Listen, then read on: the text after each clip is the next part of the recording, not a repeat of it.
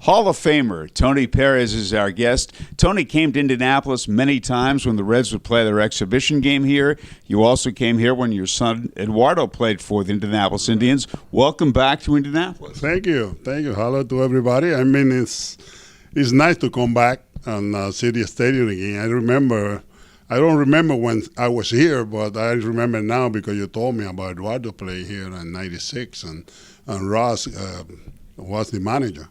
I mean, that's what everything came back to me. We go back to your playing career. Of all the things said about you, I think my favorite line was what Dave Bristol said. He said, "If the game lasts long enough, Tony Perez will find a way to win it." Well, I love to win ball games. I mean, that's what I play for. I mean, you get paid well and everything, but when you come here every day, you play 154 or 162 games like they do now. I mean, you have to win. I mean, it's a long season, and if you don't win ball games and you're not there when and the season ended, it's a long season. There are some guys, and you are one of them, who thrive in RBI situations. Did you feel something special in those key situations? Well, when the game is on the line, I knew if I get a hit or sacrifice flies or whatever, depending on what basis the man or but if I do something, I know we can win the game, and that's what I like. That's what after the game, I like to have fun. Everybody come back and say, "Hey, we win," and then the next day you come back and perform better. What are your thoughts when you look back to those back-to-back World Championship Cincinnati Reds teams you played on in '75 and '6? Well, that's about 2 great years. I mean, I never seen a guy like Joe Morgan have 2 year back-to-back year like that, and he was the MVP both years. But I mean, we play so well. We play good in '75. When I say '76, we play better. We see that on the World Series when we play the Yankees. We didn't even lose the game. We switched them. But that's what we like. That's the kind of team we have. We got 8 guys and go out there every day and know what to do to win a ball game. And that's what it takes. And the pitching was great, and we just roll. In '70, you won the pennant. You won the pennant in '72, won the division in '73. Got a couple of young players named Ken Griffey Sr. and George Foster that helped the ball club at that point. Oh yes, we got both of them later on. Back in I think it was '72, '73, we got it. And great players. One with a lot of speed and on base all the time. Griffey Sr. and Foster, a guy with a terrific power, and he can draw in runs and go for his home runs. You mentioned Joe Morgan. Tell us about your relationship with Pete Rose and with Johnny Bench. Oh, great. I think we were like a family over there.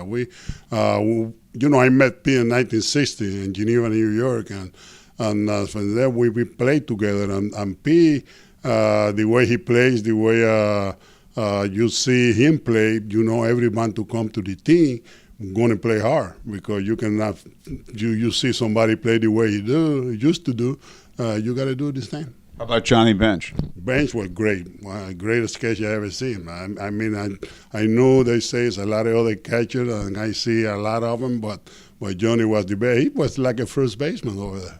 There's no question you had great leadership skills. You were a leader on the ball club. Is that something you think you were born with, or you gravitated toward that? Well, I guess, when you brought the winning attitude to every team, they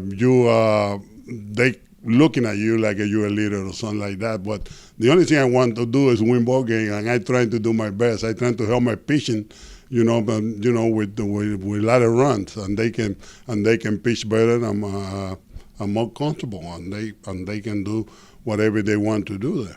You were traded to Montreal after the '76 season, and Larry Parrish, who is the Toledo manager playing against Indianapolis tonight, was a teammate of yours there, and he said Tony was the leader of our ball club because he'd get on a guy in a nice way, but he'd remind you, you missed that cutoff man. You made a mistake. Well, it was a John Ball club. We got Andre Dawson and Cromartie, Larry, and Valentine, and Carter, the catcher. And I knew sometimes when you're young, you're making mistakes, and that costs ball games. And it's what I told him, with a smile on my face, I tell him, hey, you should do this, you should do that. You know, you got to do that. They sing win ball games, and then not hitting home run with nobody on and the game, and we're losing the ball game. Do the little things to win ball game. That's what it takes. Take us back to the day you were inducted into baseball's Hall of Fame. What did it mean to you? That was the greatest thing that happened to a player when you got a long career and you got a great career. I mean, I knew I waited 9 years, but when they called me and told me that I wasn't in, I mean, how you react like a little kid. You know, I was happy. My family was so happy, and really, that was great. I mean, I still feel it. I still get the ink because that moment I never forget. Tony, always great to see you. Thank you so much. Congratulations on all you achieved. Thank you, Howard. It's nice to see you again. That's Hall of Famer Tony Perez on the Indianapolis Indians Broadcast Network.